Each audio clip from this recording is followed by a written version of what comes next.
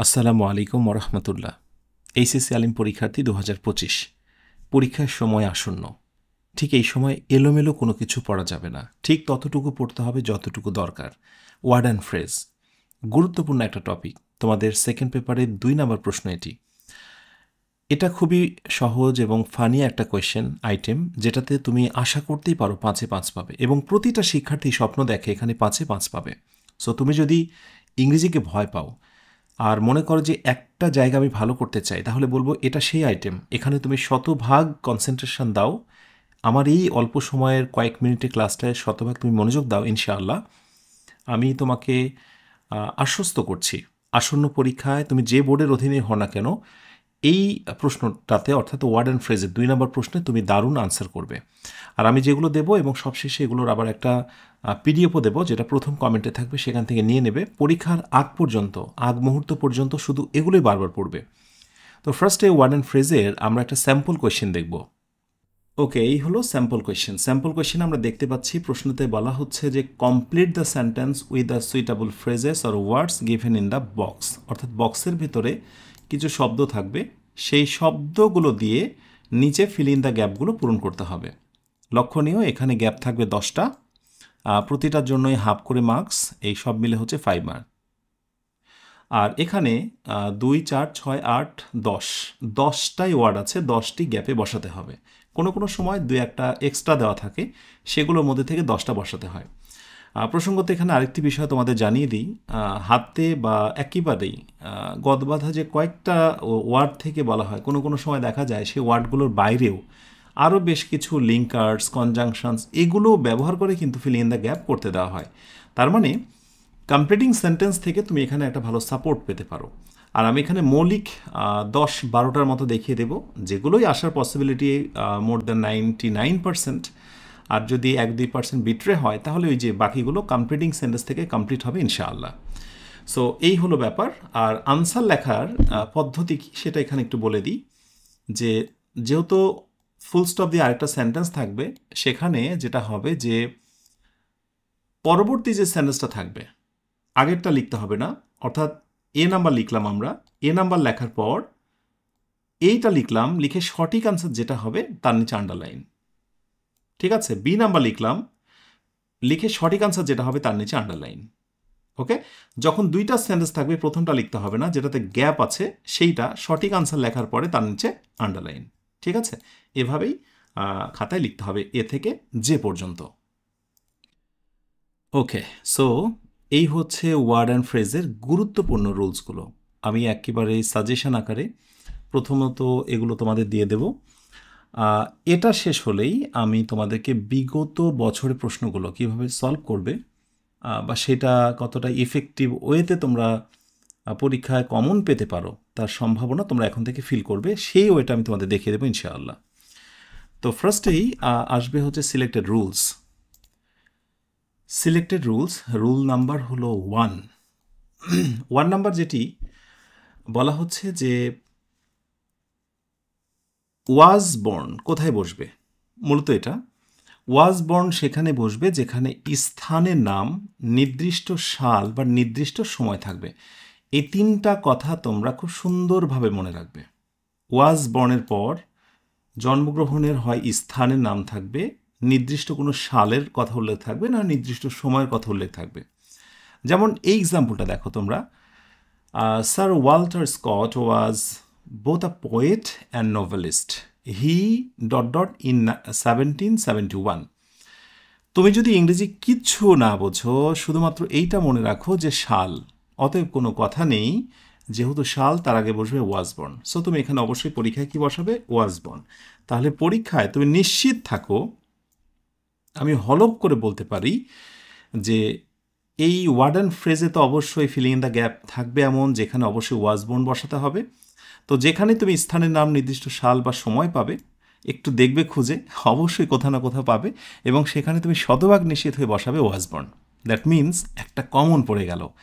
ওকে, so এটাই বলছিলাম প্রথম দিকে যে এই আলোচনা শুরুতে, যে এটা এমন একটা আইটেম যেখানে প্রত্যেকে প্রায় 5 out of 5, 5-এ 5 পাওয়ার স্বপ্ন দেখে। এবার আসো রুল 2।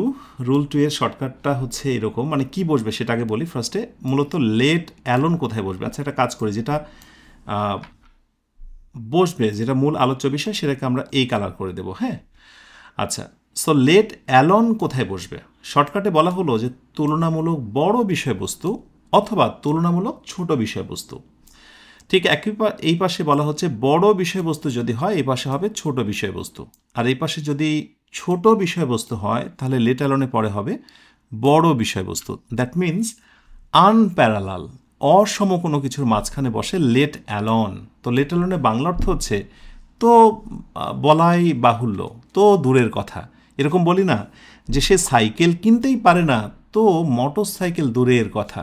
সাইকেল তার থেকে একটু বড় দামি জিনিস হচ্ছে মোটর সাইকেল। সে একটা 1 কেজি পুঁটি মাছ কিনতে পারে না, 1 কেজি পুঁটি মাছ কিনতে পারে না, আর 1 কেজি ইলিশ মাছ তো দূরের কথা। পুঁটি মাছের তুলনায় ইলিশ মাছের দাম বেশি। এই হচ্ছে অসম বিষয়। এমন অসম বিষয়ের মধ্যে লেট অ্যালন বসে। তো বাংলা অর্থ যদি কোনো সেন্টেন্সে তুমি করতে পারো, লেট অ্যালন বসাবে স্বাভাবিক। কিন্তু যদি ছোট্ট এই কৌশলটা অবলম্বন করো, ছোট বস্তু বড় বস্তু অসম, তাহলে কিন্তু লেট অ্যালন বসবে, এটা তুমি নিশ্চিত হতে পারো। এই বাক্যটা দেখো যে হি ক্যানট টেল মাই নেম, সে আমার নামই বলতে পারে না, ডট ডট মাই অ্যাড্রেস, আমার অ্যাড্রেস তো দূরের কথা। তার মানে অ্যাড্রেসে তো অনেক কিছু থাকে, পিতার নাম, গ্রাম, থানা, এত কিছু মনে রাখা তো অনেক কঠিন, যেখানে সে নামই মনে রাখতে পারে না। তাহলে কি দুইটা অসম না, আনপ্যারালাল না? এরকম আনপ্যারালালের ক্ষেত্রে আমরা কি বসাবো? Let alone. Okay, so let alone. খুবই ফানি, খুবই মজার, এবং পরীক্ষায় মোটামুটি এটা সহজই হয়, অত কঠিন করে ভাবার কোনো কারণ নেই। বিগত বছরের প্রশ্ন যখন তোমাকে আমি একটু পরে দেখাবো, দেখবে যে খুবই চমৎকার, খুবই সহজ। রুল 3 যেটা আমরা দেখব এখন, সেটা হচ্ছে হোয়াট ডাজ লুক লাইক। এইটুকে আমরা একটু গ্রিন করে দিই, এটা আমাদের আলোচ্য বিষয়। কোথায় বসবে হোয়াট ডাজ লুক লাইক? মনে রাখবে পরীক্ষায় যে প্রশ্নটা থাকবে সেখানে দুই পাশে এরকম ফিলিং ইন দ্য গ্যাপ থাকবে। তুমি যদি চোখে নাও দেখো, খালি দুই পাশে ফিলিং ইন দ্য গ্যাপ, এটা যদি অনুধাবন করো, আর দেখতে তো পাবে না, চোখে না দেখলে অনুধাবন করে যদি বুঝতে পারো দুই পাশে গ্যাপ, দ্যাট মিনস রাইট উত্তর হচ্ছে হোয়াট ডাজ লুক লাইক। এটা হচ্ছে শর্টকাট টেকনিক। আর অর্থ বুঝলে কেমন হবে দেখো, what does a satellite look like, অর্থাৎ একটা স্যাটেলাইট দেখতে কেমন, কোনো কিছু দেখার অনুভূতি, ফিলিংসের ক্ষেত্রে হোয়াট ডাজ লুক লাইক বসে। ছেলে এবং বাবার ভিতরে কনভারসেশন হচ্ছে, ছেলে বলছে what does a satellite look like, একটা স্যাটেলাইট দেখতে কেমন। ফাদার বলছে I have heard of it, আমি এটা শুনেছি, but never got a chance to say it, কিন্তু কখনো আমি এটা দেখার সুযোগ পাইনি। ওকে, সো এই হচ্ছে প্রথম তিনটা শর্টকাট টেকনিক। এবার আমরা একটু পরেগুলো দেখি, 4 থেকে দেখি আমরা কেমন। আচ্ছা, 4 নাম্বার শর্টকাট টেকনিকে বলা হচ্ছে হোয়াট ইজ ইট বা হোয়াট ইজ ইট, দুইভাবে থাকতে পারে। একটা হচ্ছে শর্টকাট হোয়াটস ইট অথবা হোয়াট ইজ ইট। লাইক এবং এরপরে ভার্বের সঙ্গে আইএনজি। ইয়েস, এই ভার্বের সঙ্গে আইএনজিটা হচ্ছে আমার সবচাইতে মনে রাখার মতো কৌশল।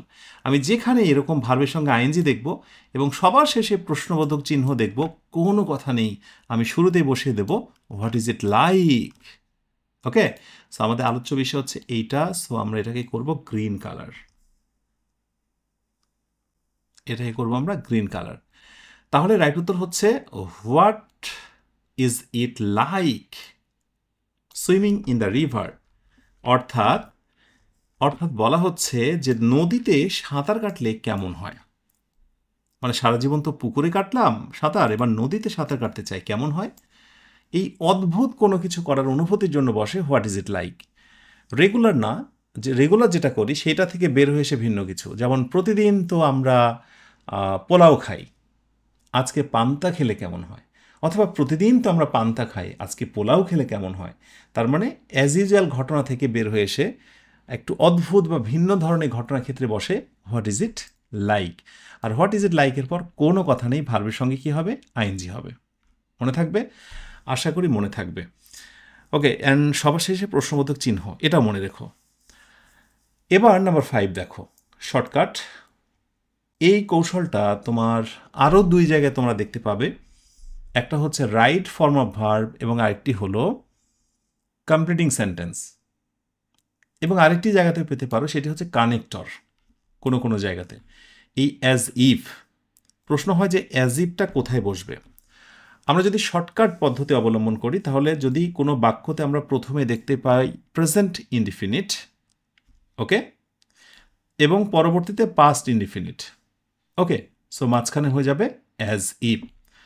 অথবা আরেকটি প্যাটার্ন আছে, যদি তোমরা কখনো দেখতে পাও পাস্ট ইনডিফিনিট আর পরবর্তীতে পাস্ট পারফেক্ট, পাস্ট পারফেক্ট, তাহলে মাঝখানে অ্যাজ ইফ বসার সম্ভাবনা রয়েছে। হয়ে গেল, খুবই সহজ। He acts as if he were rich, সে এমন আচরণ করে যেন সে খুবই ধনী, সো নোবডি লাইকস হিম, আর এ কারণে কেউ তাকে পছন্দ করে না। He proceeded dot dot he never seen, আচ্ছা, হি প্রসিডেড, সে এমনভাবে অগ্রসর হয়েছিল যেন he had never seen me, সে আমাকে কখনো দেখেনি। ওকে, আশা করি বুঝতে পেরেছো এই শর্টকাটটা অ্যাজ ইফ। এটা আসে মোটামুটি সকল ক্ষেত্রে এটা আসতে দেখা যায়। নাম্বার 6, রুল 6টা দেখো। শর্টকাটটা হচ্ছে হোয়াট ইফ, তারপরে একটা সাদা মাঠা অ্যাসার্টিভ সেন্টেন্স, সাদা মাঠা অ্যাসার্টিভ সেন্টেন্স কিন্তু বাক্যের শেষে প্রশ্নবোধক। এটাই আসলে অদ্ভুত বিষয় যে একটা প্রশ্নবোধক বাক্য হতে গেলে তো সেখানে অক্সিলারি ভার্ব আসবে, ডাব্লিউএস কোয়েশ্চেন অথবা এরকম কিছু একটা, অথচ অ্যাসার্টিভ সেন্টেন্স একবারে সাদামাঠা বাক্য, দ্য ট্রেন ইজ লেট, কিন্তু শেষে প্রশ্নবোধক চিহ্ন। এভাবে যখনই তোমরা কোনো একটা অ্যাসার্টিভ সেন্টেন্স, একটা সাধারণ বাক্য দেখবে এবং শেষে প্রশ্নবোধক চিহ্ন দেখবে, কোনো কথা নেই, সামনে বসিয়ে দেবে what if, what if the train is late. অর্থাৎ বাংলাটা দেখো, I mean short a time, আমার হাতে খুবই অল্প সময়, what if the train is late, কিন্তু ট্রেনটা যদি দেরি করে আমার কি হবে, মানে গন্তব্যে পৌঁছানোর জন্য সময় তোমার খুব কম, তুমি চিন্তা বিমর্ষ ভাব নিয়ে বলছো যে what if the train is late, যদি ট্রেনটা দেরি করে তাহলে কি হবে, খুবই মজার জিনিস। অ্যান্ড নাম্বার 7 নাম্বার হলো নো সুনার হ্যাড। অবশ্য নো সুনার হ্যাড বললে অনেকের মাথায় কিন্তু সঙ্গে সঙ্গে একটা জিনিস এসে যায়, no sooner had then.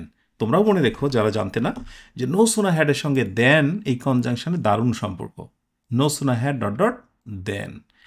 So এটা বসানো খুব সহজ, কারণ পরীক্ষাতে কিন্তু তুমি এই দেনটা দেখতেই পাবে, আর তোমার গ্যাপ থাকবে হচ্ছে এই জায়গায়, তাহলে খুবই নিশ্চিত দেন যেহেতু আছে, ওকে, সো দেনের সাথে আর যে অংশটি সংযোগ সেটি হচ্ছে no sooner had, no sooner had বসে যাবে এখানে। So no sooner had the teacher enter the class, অর্থাৎ শিক্ষক ক্লাসে ঢোকা মাত্রই, দেন দে স্টপ টকিং, সঙ্গে সঙ্গে তারা কথা বন্ধ করে দিল। 8 নম্বর রুলটা শুরু করব, তার আগে কয়েকটা কথা বলি। কখনোই কোনো কারণে হতাশ হবে না। যখন হয়তোবা তুমি হতাশার মধ্যে ডুবে যাও, তুমি এটা বুঝো কিনা জানি না, শয়তান তোমাকে গ্রাস করে। শয়তান একজন মানুষকে কবজা করার প্রথম অস্ত্র যেটি দেয় সেটি হচ্ছে হতাশা, নিরাশা। একটা বিষয় খেয়াল করো তো, তুমি কি হয়তোবা কখনো এমনটি ভেবেছিলে যে 5 ঘন্টার এমন একটা ক্লাস আমি অনলাইনে পাবো যেখানে ফার্স্ট পেপার, সেকেন্ড পেপারের সব কিছু থাকবে, গ্রামার অংশ, ফার্স্ট পেপারের সিন প্যাসেজ, এরপরে হচ্ছে রিটেন পার্ট, সবই থাকবে, এমন তো ভাবোনি? তো আলহামদুলিল্লাহ বলো, এটা তোমার জন্য একটা নেয়ামত, তোমার জন্য হতাশা দূর হবার মতো বিষয়। অবশ্য অনেকেই আমরা অকৃতজ্ঞ হই, অকৃতজ্ঞ হই না, কোনো কিছু পাবার পরে আমরা কৃতজ্ঞ হই না, আমরা প্রাপ্তি স্বীকার করি না। তো এখানে আল্লাহ স্পষ্টত বলেছেন যে যদি কোনো বান্দার প্রতি অকৃতজ্ঞ হয়, কিছু পাওয়ার পরে কৃতজ্ঞতা প্রকাশ না করে, তাহলে মূলত সে আমার প্রতি অকৃতজ্ঞ, আমি আল্লাহর প্রতি সে অকৃতজ্ঞ। আল্লাহ আমাদের মাফ করো, আমরা এমন অকৃতজ্ঞ হতে চাই না। এই ক্লাসটি যারা করছো তোমাদেরকে আমি এটাই বলবো যে যখনই ক্লাসটা করছো, উপকার অনুভব করছো, আলহামদুলিল্লাহ বলতে কোনো কৃতজ্ঞতা মানে কোনো অপ্রাপ্তি রেখো না। ক্লাসটি যদি উপকার হয়, তোমার এমন অনেক ফ্রেন্ড আছে তোমার মতোই যারা এমন একটি ক্লাস খুঁজছিল যে অল্প সময় নিজেকে গুছিয়ে নিতে, তাদের জন্য এটা কতটা যে আত্মবিশ্বাসের জায়গা তৈরি করবে ক্লাসগুলো, তুমি নিজেই সেটা বুঝছো। সো এই ক্লাসগুলো তুমি তাকে জানিয়ে দাও যে বন্ধু আয় একসাথে ক্লাসটা করি। দেখো, সফল হবার ক্ষেত্রে সবাইকে নিয়ে সফল হবার মজা আলাদা। মনের ভিতরে কোনো কৃপণতা রেখো না, ন্যারো মাইন্ডেড পার্সন হয়েও না। ইনশাআল্লাহ তোমার জন্য আল্লাহ ভালো কিছু রেখেছে। আর অ্যাটলিস্ট আমার ইংলিশ মজা অনলাইনে যারা যুক্ত থাকে, আমি তাদের সবসময় বলি, পড়াশোনা করে আমরা হয়তো বা ভালো কিছুই করব, যেমন চাকুরি পাবো, প্রত্যাশিত অনেক কিছু, বাট এরপর কি? দিন শেষে তো আমাকে ভালো মানুষ হওয়ার পণ করতে হবে। সো আমাদের প্রতিটা কাজ যেন হয় 2 in 1। ইহকালীন কাজগুলোই করব, কিন্তু সেটা যেন পরকালীন কল্যাণ নিশ্চিত হয়। তো আলহামদুলিল্লাহ, আমি বিশ্বাস করি আমার সাথে যারা আছো, যারা ক্লাসটা করছো, তোমরা অবশ্যই কৃতজ্ঞ থাকবে ইংলিশ মজার প্রতি, যে কোনো আয়োজনের প্রতি যেটা থেকে তুমি কৃতজ্ঞ হয়েছ। ঠিক আছে, এটি আমার বার্তা ছিল যে আমরা অবশ্যই কৃতজ্ঞ, আল্লাহর বান্দা হতে শিখব। ওয়েল, আমরা শুরু করছি রুল। এবার হচ্ছে 8 নাম্বার রুল, যেটি বলা হলো পাস্ট ইনডিফিনিট পরে আবার পাস্ট ইনডিফিনিট তুমি যদি দেখতে পাও, পাস্ট ইনডিফিনিট পরে যদি আবার পাস্ট ইনডিফিনিট দেখতে পাও, তাহলে সাধারণত সেখানে অ্যাজ সুন অ্যাজ বসে। আর অর্থ যদি করো তাহলেও তুমি অ্যাজ সুন অ্যাজ বসাতে পারবে। যেমন the storm was ragging violently, অর্থাৎ ঘূর্ণিঝড়টা খুব বিভৎসভাবে সব কিছু তছনছ করে দিচ্ছিল। আর উই গট আউট, আমরা বের হয়ে গেছিলাম এই ট্যাবলেটের। যখনই এটা বন্ধ হলো সঙ্গে সঙ্গে আমরা বের হয়ে গেলাম, মানে বাসা থেকে চলে গেলাম ঝড় থামা মাত্রই। তো কোনো কিছু মাত্রই অর্থে আমরা সেখানে অ্যাজ সুন অ্যাজ ইউজ করি। অ্যাজ সুন অ্যাজের নিয়ম হচ্ছে এই পাশেও পাস্ট টেন্স, এই পাশেও পাস্ট টেন্স। বাট আরেকটি মজার কথা হলো যে কোনো কোনো সময় পসিবল একটা শব্দ দেখতে পাবে। এই পসিবল শব্দটা যদি দেখতে পাও, তাহলে তার আগেও তুমি অ্যাজ সুন অ্যাজ বসাবে। যেমন আমি যদি এরকম একটা বাক্য দিই যে solve it dot dot possible, তাহলে বলো তো এখানে কি হবে? Solve it dot dot possible. Yes, as soon as possible, অর্থাৎ এটা সমাধান করো যত শীঘ্রই সম্ভব।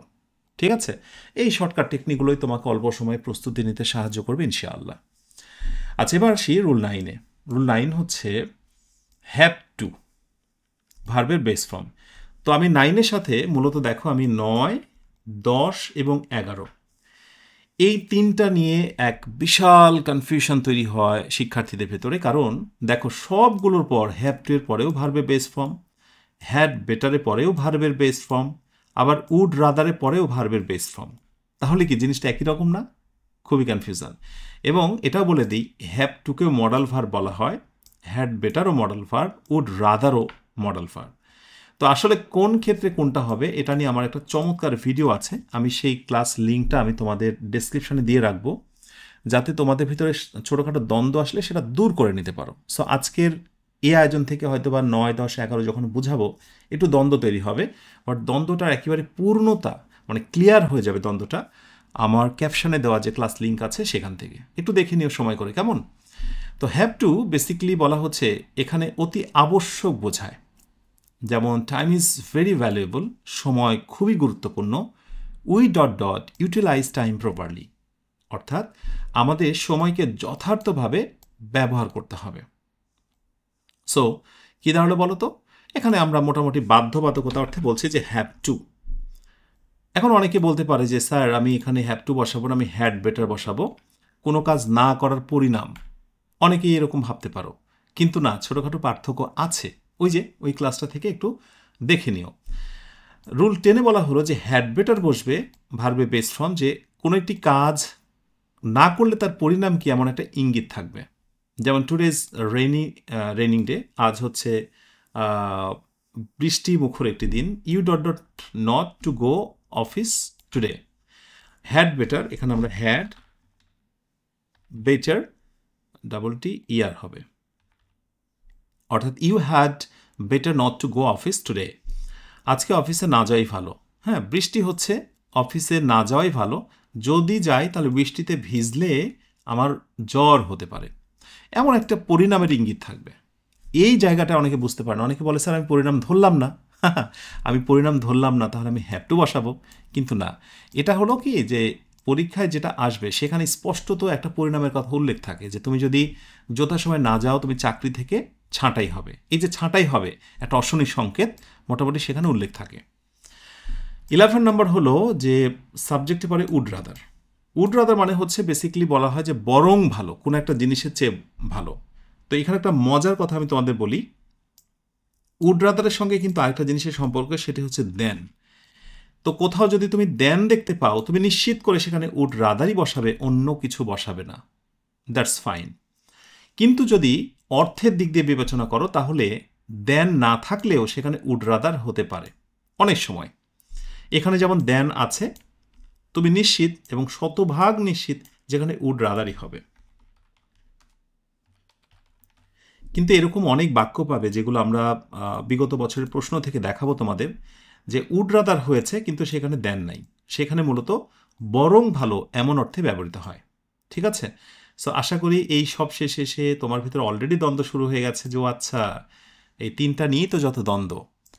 তাহলে যে দ্বন্দ্বের উদয় হয়েছে, আশা করি দ্বন্দ্ব দূর করতে যারা চাচ্ছ, প্রথম কমেন্ট বা ডেসক্রিপশন থেকে তোমার দ্বন্দ্বটা দূর করে নিও, কারণ এই তিনটা নিয়ে আমি সেখানে বিস্তারিত কথা বলেছি।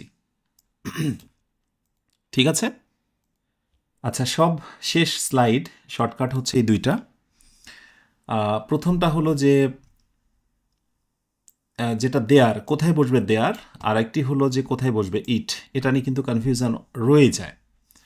সো বেসিক্যালি দেয়ারের পরে ভার্ব সিঙ্গুলার এবং প্লুরাল দুটাই হতে পারে। দেয়ারের পরে লিভড বসতে পারে, এই কয়েকটা কথা মনে রেখো। There lived a very clever fox in a jungle, অর্থাৎ একটা জঙ্গলে একটা চালাক শিয়াল থাকতো। সো এখানে ইট লিভড হবে না। তবে ইটের ক্ষেত্রে যেটা হয়, একটা মজার জিনিস, যে ইটের পরে সর্বদাই হচ্ছে ভার্ব সিঙ্গুলার এবং এটা অর্থটা স্পষ্ট হয়, ইট মানে ইহা। কিন্তু দেয়ারের ক্ষেত্রে সেই অর্থটা কিন্তু আসে না। যেমন দেয়ার লিভটা, যেমন এক বনে এক কী বাস করে, এক শেয়াল বাস করে, দেয়ারে কিন্তু কোনো অর্থ নেই। বাট ইট যেখানে ব্যবহার করবে, ইটের একটা স্পষ্ট অর্থ আসবে। দেখবে অর্থ দিলে নষ্ট হচ্ছে কিনা। আমি যদি এখানে ইট দিই, ইট লিভটা ভেরি ক্লেভার, কোনো অর্থ আসবে? আসবে না। সো এটা একটা টেকনিক, যে ইটের অর্থ স্পষ্ট হবে যেখানে, সেখানে আমরা ইট মানে ইহা, ইহা যেখানে বলবো সেখানে ইট দেব, আর যেখানে অর্থ প্রয়োজন হয় না সেখানে আমরা ইটের পরিবর্তে দেয়ার ইউজ করব। এটা একটা কৌশল। এছাড়াও সিমস, অ্যাপিয়ার্স, এই দুইটা ভার্ব একটু মনে রেখো। এগুলোর আগে যখন ফিলিং ইন দ্য গ্যাপ থাকে বা ফাঁকা জায়গা থাকবে, সেখানে ইট হবে। আচ্ছা, যেমন ইট ইজ আনফর্চুনেট দ্যাট, এটা দুর্ভাগ্যজনক যে, মানে students spoil the time by using Facebook, অনেক শিক্ষার্থীরা ফেসবুক ব্যবহার করে তাদের সময়টাকে নষ্ট করে। তাহলে এখানে যদি প্রশ্ন করি আমি, যে ইট দেব নাকি দেয়ার দেব, বলো তো কি হবে? এবং অ্যাডমিশন টেস্টেও কিন্তু এই ধরনের প্রশ্ন আসে, হ্যাঁ, যে অপশান দিয়ে। অবশ্যই এটা দুঃখজনক যে, নিশ্চয়ই ইট মানে ইহা বা এটা, তো যেহেতু অর্থ দরকার হচ্ছে আমার, লাগবে, তাই আমি ইট নেব। আর যদি দেয়ার দিই, দেয়ার ইজ আনফর্চুনেট, এরকম কি হয়? না, এটা দুঃখজনক যে, তো এটার ইংলিশ কি? দিস ইজ হতে পারে, ইট ইজ হতে পারে, সো ইট। এই ইট এবং দেয়ার নিয়ে মূলত এটাই কনফিউশন ক্রিয়েট হয়। তবে খুশির কথা হলো যে দুইটার একটা যদি তুমি নিশ্চিত হয়ে যাও যে এই গ্যাপে দেয়ার বসবে, তাহলে অন্য যেটা থেকে যায় সেখানে ইট বসানোটা সহজ হয়ে যায়। ঠিক আছে? আশা করি জিনিসটা তোমাদের কাছে ক্লিয়ার হবে। ওকে, আরও বেশি ক্লিয়ার হবে যখন আমরা বিগত বছরের প্রশ্নগুলো প্র্যাকটিসে যাব। ব্যাস, এই হচ্ছে রুলটা সুন্দর করে তোমরা খাতায় নোট করে নেবে। আর যদি মনে করো যে আমি খুব অলস, স্যার আপনি ভাত মাখিয়ে মুখের ভিতরে দেন, মেশিন দিয়ে হজম করে দেন, তাহলে এই ধরনের অলস স্টুডেন্টের জন্য বলবো যে এটাও ডিসক্রিপশানে আমি এই স্লাইডটা, এই পিডিএফটা আমি দিয়ে দেবো, সেখান থেকে একটু নিয়ে নিও, কেমন? ব্যাস, এবার কাছে থাকা যে কোনো একটা বই ওপেন করে ফেলো। চলো আমরা বিগত বছরের প্রশ্নগুলো দেখি, সেখান থেকে এগুলো কিভাবে সলভ করবে, কতটুকু করতে হবে, আমরা একটু ফাইনাল গাইডলাইনটা দেখিয়ে দিই। ওকে, এই হচ্ছে ওয়ার্ড অ্যান্ড ফ্রেজের বিগত বছরের প্রশ্ন। আচ্ছা, এইটা বোর্ডটা দেখি আমরা, হ্যাঁ, ঢাকা বোর্ড 2024, ঢাকা বোর্ড 24, এইভাবে প্রশ্নগুলো এসেছিল। এবার মাঝে দেখো এই ফিল ইন দ্য গ্যাপ, আর আমি তোমাদের সুবিধার্থে বাংলা করে দিয়েছি। কোন বই থেকে? শিওর 60 বই থেকে। এই বইটি এখন স্টকে পাবে না, 2025-এর জন্য শেষ হয়ে গেছে। সো কাছে থাকা বই থেকে ট্রাই করতে পারো। এই বইটার বিশেষত্ব ছিল চমৎকার করে কিন্তু আবার ব্যাখ্যাও দেওয়া ছিল। যাই হোক, এটি দেখে তোমাদের আমি কষ্ট দেব না। আচ্ছা, তাহলে যেটা বলছিলাম যে তোমার কাজটা কি, এই যে প্রথমে রুলগুলো আমি দেখালাম সেগুলো বুঝেছো, এবার সুন্দর করে তুমি প্র্যাকটিস করবে। ঠিক আছে? যেমন তুমি আমার সূত্রের সঙ্গে মেলাবে, যে আগে প্রেজেন্ট টেন্স, পরে পাস্ট টেন্স, মাঝখানে কি হবে বলো তো? অ্যাজ ইফ হবে। মনে আছে তো? এই সূত্রগুলো একটু কাজে লাগাবে। ওকে, দুই পাশে gap. What does an elephant look like? মনে আছে দুই পাশে গ্যাপ, যে একটা হাতি দেখতে কেমন? খুবই চমৎকার কৌশল। As soon as you can, বসিয়ে দিলাম, please answer me as soon as you can. হ্যাঁ, যে তাড়াতাড়ি জবাব দিয়ে দাও। অথবা এই যে ভার্বের সঙ্গে যে আইএনজিটা দিলাম, মনে আছে তো? What is it like, what is it like, ভার্বের সঙ্গে আইএনজি, শেষে প্রশ্নবোধক চিহ্ন। খুবই চমৎকার, এগুলো একটু দেখো, আশা করি খুব বেশি কঠিন মনে হবে না। অথবা দেখো যে you are in a bike and meet a serious accident. তো একটা অ্যাসার্টিভ সেন্টেন্স, সাদামাঠা একটা বাক্য, সবার শেষে প্রশ্নবোধক কী বসবে? What if, what if, WHAT। তার মানে আমার কিন্তু এই শর্টকাট টেকনিকগুলো কন্ট্রোলে আছে বলে এখানে আমি চমৎকার করে বসাতে পারছি। সো শর্টকাট আমার টেকনিকটা বারবার দেখবে, কারণ এই শর্টকাট টেকনিকের মধ্যেই রয়েছে ওয়ার্ড অ্যান্ড ফ্রেজের যাবতীয় সব কিছু। সবশেষে যেটি বলতে চাই, মনে রেখো এই কথাগুলো, এইচএসসি এবং আলিম পরীক্ষার পর দুর্দান্ত অফারে অ্যাডমিশনের জন্য ভর্তি চলবে। চোখ কান খোলা রেখো এবং অবশ্যই ইংলিশ মজা পেজের আপডেট নোটিশগুলো একটু দেখে রেখো। মানবিক বিভাগের একটা সাজানো গোছানো প্রস্তুতি পাবে ইনশাআল্লাহ এখান থেকে। তোমাদের সবাইকে অভিনন্দন। আসসালামু আলাইকুম ওয়া রাহমাতুল্লাহ।